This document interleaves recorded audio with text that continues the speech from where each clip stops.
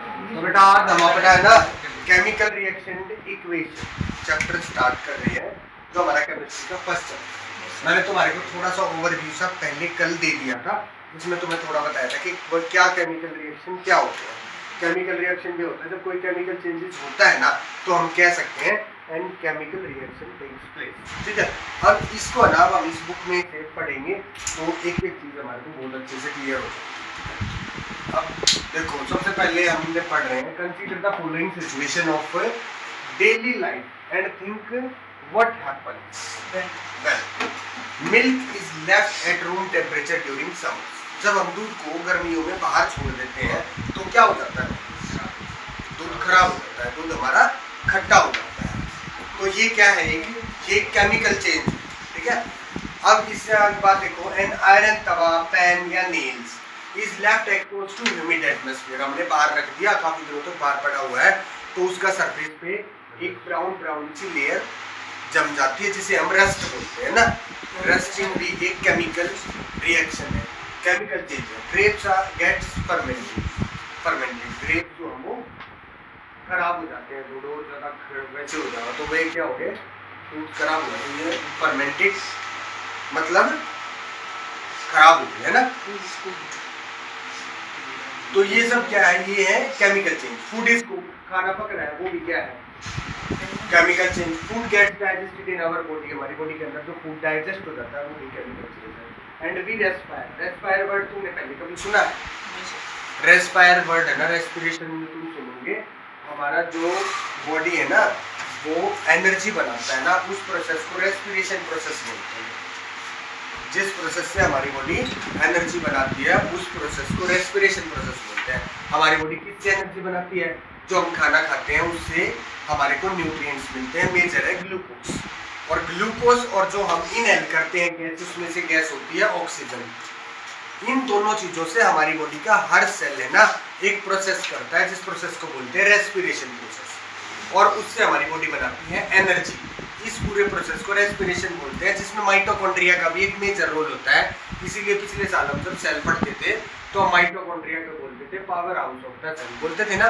इसीलिए क्योंकि ये जो रेस्पिरेशन प्रोसेस है ना, उसका मेजर पार्ट हमारा माइटोकॉन्ड्रिया के अंदर ही होता है, और वहीं से बहुत ज्यादा अमाउंट ऑफ एनर्जी बनती है, इसीलिए हम उसे power house of the cell बोलते हैं। तो ये तो थे हमारे केमिकल चेंजेस, कुछ जो हमारी डेली लाइफ में in all the above situations the nature and the identity of the initial substance have somewhat changed।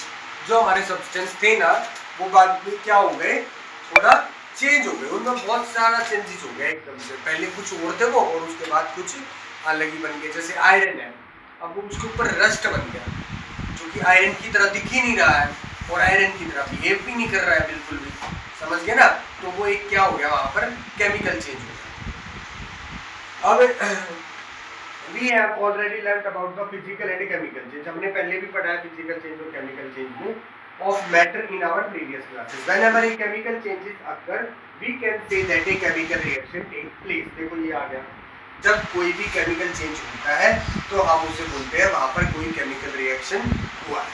You may perhaps be wondering as to what is actually meant by a chemical reaction। How do we come to know that a chemical reaction has takes place? Let us perform some activity to find the answer to these questions। इनके लिए हमें कुछ activities perform करनी पड़ेगी।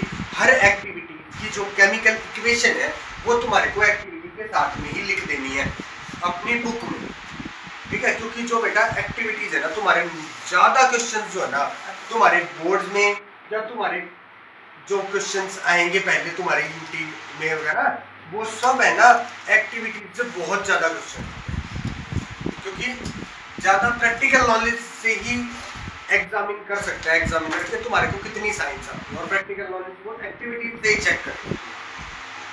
अब activities वैसे तो हम लैब में करनी चाहिए हमारे को देखा जाए तो, बट हम उनकी वीडियोस देख के जो बिल्कुल लैब में ही परफॉर्म कर रखी है, उनसे भी हमारे को पता लग जाएगा कि कैसे हमारी एक्टिविटीज हो रही है। ये वाली एक्टिविटी में तुम्हारे को बता दूं, इसमें क्या ले रहा है? वो मैग्नीशियम रिबन ले रहा है। अब मैग्नीशियम रिबन जो है ना वो मेटल है, मैग्नीशियम हम सबको पता है। अब नीरव हमें ये बताएगा कि भाई मैग्नीशियम कौन से नंबर पे आता है हमारा। अगर हम रिएक्टिविटी सीरीज में देखिए, रिएक्टिविटी सीरीज याद है ना हमारे को? रिएक्टिविटी सीरीज जो है उसमें मैग्नीशियम कहाँ आता है? अरे बेटा वो तो एलिमेंट का नंबर है। रिएक्टिविटी सीरीज थी हमारी sodium potassium, potassium sodium magnesium, तीसरे नंबर पे है। शायद तुम्हारी नहीं आई होगी, है ना, 8th क्लास में आई होगी, 9th में नहीं थी। जिसमें तुम्हें क्या करना है, रिएक्टिविटी सीरीज में क्या होता है, जितने भी सबसे ऊपर वाले जो एलिमेंट होते हैं ना वो सबसे ज्यादा हाई रिएक्टिव होते हैं, और जितना नीचे जाते जाएंगे वो क्या होते हैं, लेस रिएक्टिव होते चले जाते हैं, लो रिएक्टिव होते जाते हैं। जैसे इसकी टेबल है हमारी, है ना, ये होती है।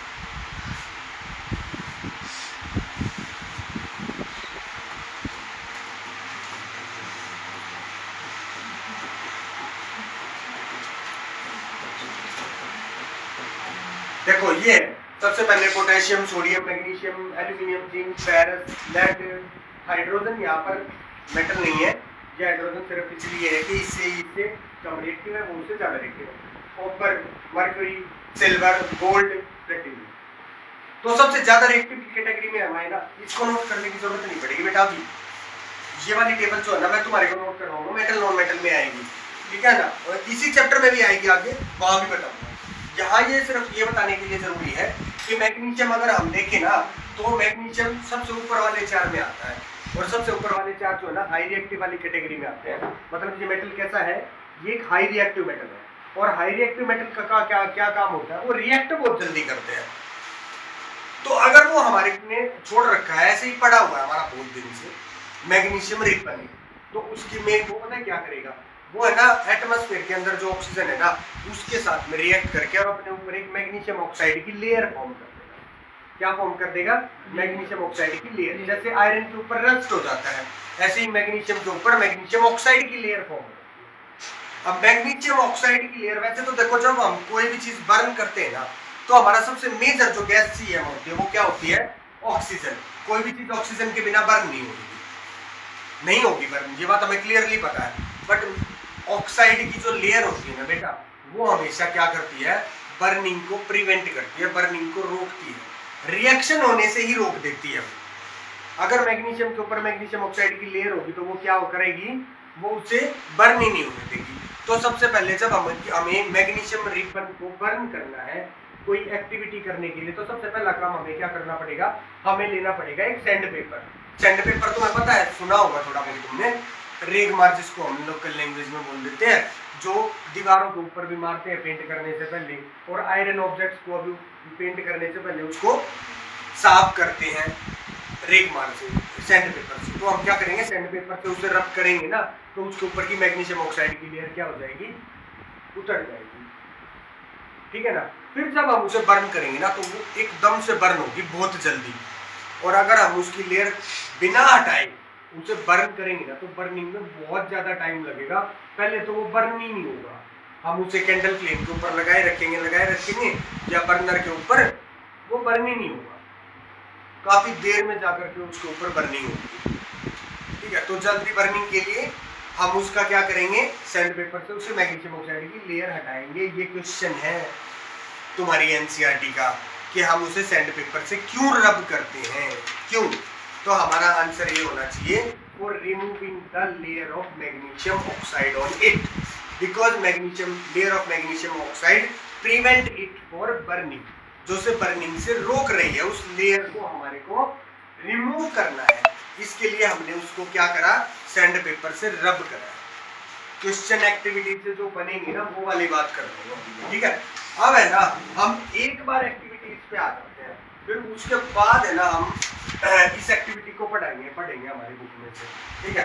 ये आगे भाई हम एक्टिविटी देखो, यहाँ पर मैग्नीशियम रिबन की है ना, ये है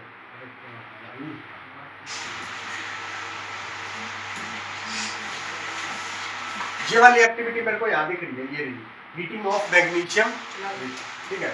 ये हमने उठाई, जिसमें ये क्या कर रहा है, पहले देखो इसने क्या करा, इसे इसको सैंड पेपर से साफ कर दिया ना, साफ सैंड पेपर, ये भाई जो रेगमार मैं तुम्हारे को बोल रहा था, इस सैंड पेपर से साफ करने के बाद क्या हो गया, अब ये इसे बर्न करेगा इससे पकड़ के, और देखो ये बर्न होते वक्त इसमें देखो एक तो खास बात है फ्लेम, जो इसका फ्लेम जैसे ये बर्न हो जाएगी ना, इसका फ्लेम कैसा होगा, देखो इसका फ्लेम कैसा था येलो, और इसका फ्लेम कैसा है व्हाइट, डेजलिंग व्हाइट फ्लेम बोलते हैं इसको। कौन सा फ्लेम?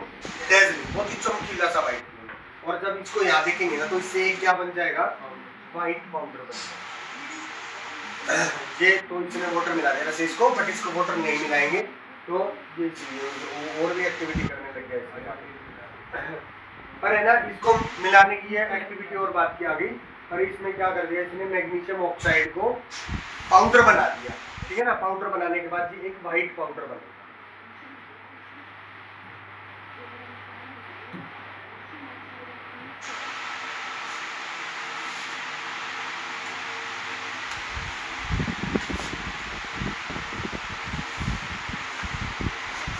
तो अब हम आ जाएंगे अपने एक्टिविटीज पे और मैं तुम्हारे को दिखाऊंगा कि इसमें हमने करा क्या। हम बिल्कुल यही काम करेंगे जो हमने एक्टिविटी में देखा। ये एक्टिविटी बहुत ही सिंपल सी है, इसको दिखाने की भी जरूरत नहीं थी। मैंने तुम्हारे को समझाया ना, उसी से समझ में आ रही है तुम्हारे। इस activity needs the teacher assistance, teacher के असिस्टेंस की जरूरत पड़ेगी। इसे ऐसे नहीं कर सकते हो तुम, क्योंकि इसका जो स्मोक है ना वो हमारे को नुकसान पहुंचा सकता है। आपने क्या करता है? Clean magnesium ribbon about 3-4 centimetre long bye rubbing it with sandpaper. फिर क्या किया? Hold it with a pair of tongs. इसे जो वो पकड़ने वाली है उसे टॉन्ग्स बोल रहे हैं, टॉन्ग्स उसे पकड़ लिया। Burn it using a spirit lamp और burner and collect the ash so formed in a watch glass. और जो भी इसकी एश बनी है, राख बनी है, उसे हमने एक वॉच ग्लास में कलेक्ट कर लिया है। Burn the magnesium ribbon keeping it away as far as possible from your eyes. अपनी आईज से थोड़ा सा दूर रखना है उसे। फिर व्हाट डू यू ऑब्जर्व? हमने क्या ऑब्जर्व करा? देखो ये हमारी एक्टिविटी में लिखा हुआ है, you must have observe that magnesium ribbon Burns with a white dazzling flame. अब ये वाली चीज को तुम्हारे को ना हाईलाइट करना चाहिए बच्चों कि भाई ये कौन सी फ्लेम के साथ बर्न होता है। कौन सी है ये फ्लेम? White dazzling. समझ गए? क्वेश्चन आएगा पेपर में, मैग्नीशियम रिबन बर्न्स विद, और उसमें 4 ऑप्शन दे रखे होंगे, yellow flame, blue flame, red flame या व्हाइट डेजलिंग फ्लेम। तो हमारा ऑप्शन वहां क्या होगा? White dazzling. उसके बाद है ना, and changes into a white powder. और किस में चेंज हो जाएगा? White powder. और that white powder is, white powder क्या है? व्हाइट पाउडर है बेटा मैग्नीशियम ऑक्साइड। जो व्हाइट पाउडर है वो क्या है? Magnesium oxide. अब इस एक्टिविटी में उठा के तुम इसका वो लिख दो, रिएक्शन लिख दो। ये एक्टिविटी में हमारा कौन सा रिएक्शन हुआ है? Mg plus O2 gives us Mg magnesium oxide. समझ गए? इसे बैलेंस भी कर देना है। अब बैलेंसिंग में तुम्हारे को आगे कॉन्सेप्ट आएगा तब बताऊंगा कि बैलेंसिंग होती क्या है। समझ गए? ये एक्टिविटी समझ में आई। अब इससे अगली एक्टिविटी 1.2 और उससे अगली एक्टिविटी 1.3, तीनों करते हैं, ठीक है। एक्टिविटी 1.2 में देखो क्या क्या है हमारे पास। Take lead nitrate solution in a test tube. Solution मतलब हमने लेड नाइट्रेट का पानी में मिला के सॉल्यूशन बनाया, ठीक है। लेड नाइट्रेट फॉर्मूला क्या है लेड नाइट्रेट का? लेड नाइट्रेट का फॉर्मूला है PbNO3 होल ट्वाइस, ठीक है। बाद में नोट करना, पहले एक बार समझ लेना भाई। उसके बाद हमारा है add potassium iodide solution in this. और पोटेशियम आयोडाइड का भी क्या है हमारे पास? सॉल्यूशन। हमने क्या करा इसमें? पोटेशियम आयोडाइड मिला दिया। अब देखो ध्यान से सुनना, ये जो रिएक्शन है ना इसे डबल डिस्प्लेसमेंट रिएक्शन बोलते हैं। ये आगे आएगा तब समझना। इस केस में क्या होता है, हमारे 2 मेटल सॉल्ट है, ज्यादातर मेटल सॉल्ट ही होते हैं, कई बार एक आधा नॉन मेटल सॉल्ट भी होता है, बट दोनों के पास क्या है? लेड के पास अपना आयन है, कौन सा? नाइट्रेट। और पोटेशियम के पास कौन सा आयन है? आयोडाइड, आयोडीन जिसे बोलते हैं। तो ये दोनों के दोनों जो एलिमेंट है, मेटल है, ये क्या कर देते हैं? अपने अपने आयन को एक्सचेंज कर लेते हैं। भाई आयोडीन मेरे पास है, ये तू ले ले, और लेड बोलता है चल नाइट्रेट मेरे पास है, ये तू ले ले। तो इस तरह का जो रिएक्शन होता है उसे बोलते हैं डबल डिस्प्लेसमेंट रिएक्शन, ठीक है। आगे आएगा जब करेंगे हम उसे, पर अभी बनेगा क्या? Lead iodide PbI2 plus potassium nitrate KNO। अब देखो मैं तुम्हारे से डिस्कस नहीं कर रहा हूं कि ये PbI2 क्यों बन गया, ये यहाँ के आई था, यहाँ के आई 2 क्यों नहीं बना? तो ये बात तुम्हें पहले से पता है कि फॉर्मूले बनाते वक्त हमारे को एक दूसरे की वैलेंसी को क्या करना पड़ता है, एक्सचेंज करना पड़ता है, क्योंकि यहाँ पर लेड की वैलेंसी 2 है और आयोडीन की 1 है, तो इसीलिए यहाँ पे BI2 बन गया। यहाँ पोटेशियम और आयोडीन दोनों की वैलेंसी 1 है, तो इसीलिए ये पोटेशियम आयोडाइड KI बन गया। ठीक है ना? अब ये चीज तुम्हारे को अलग से करनी है एक्स्ट्रा टाइम में भाई। अब इस 10th की पढ़ते वक्त हम 9th की चीजों में टाइम नहीं लेके जाएंगे। अब ये जो एक्टिविटी है ना, ये एक्टिविटी होते वक्त हुआ क्या, ये चीज ऑब्जर्व करने के लिए हम जाते हैं अपनी एक्टिविटी पे जब करेंगे ना तो तुम हमारे को बहुत अच्छे से समझ में आएगा कि जब ये एक्टिविटी हमने परफॉर्म करी तो क्या हुआ।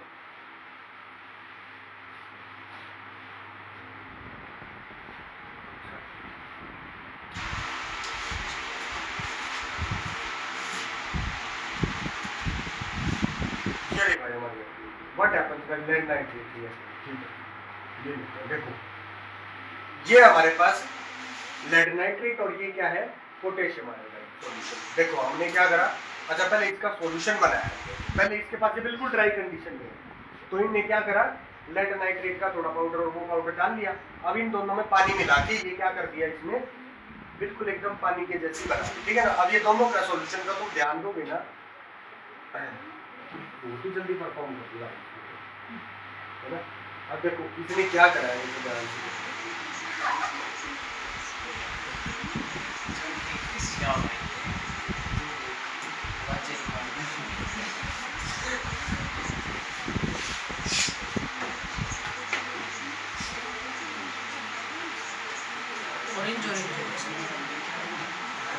अरे ये बैग कहाँ से जाएगी यार,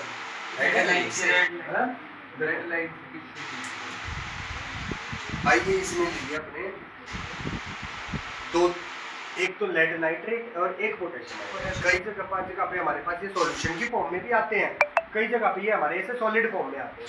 सॉलिड फॉर्म से हम क्या करेंगे, इनमें थोड़ा थोड़ा डाल के और इन्हें क्या करेंगे, देखो ये इसने डाल दिया एक सॉल्यूशन और ये दूसरा है, ये कौन सा है, ये एक पोटेशियम नाइट्रेट है और एक है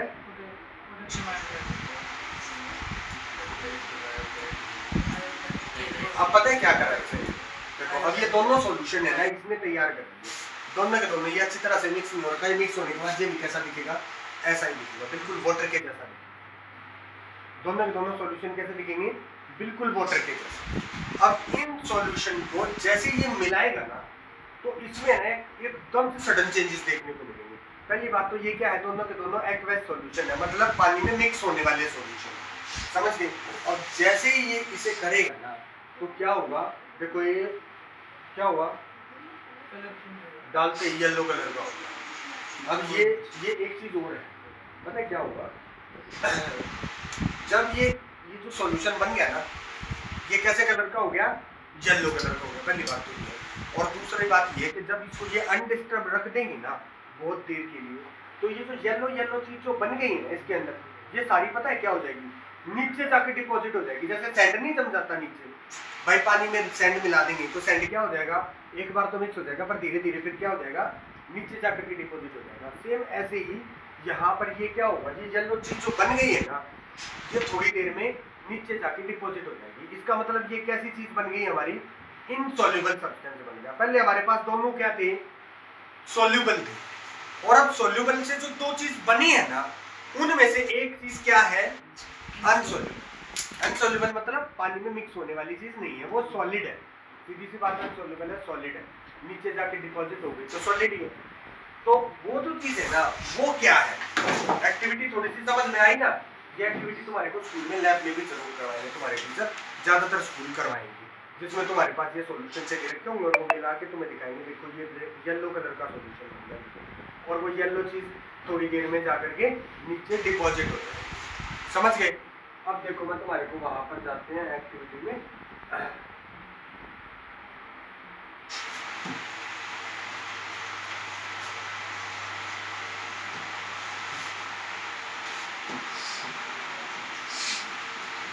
हमारी इस एक्टिविटी में हो क्या रहा है अब ये देखना तुम। हमने लिया था लेड नाइट्रेट और पोटेशियम आयोडाइड, और जो उसमें येलो कलर वाला सब्सटेंस था ना, वो क्या था,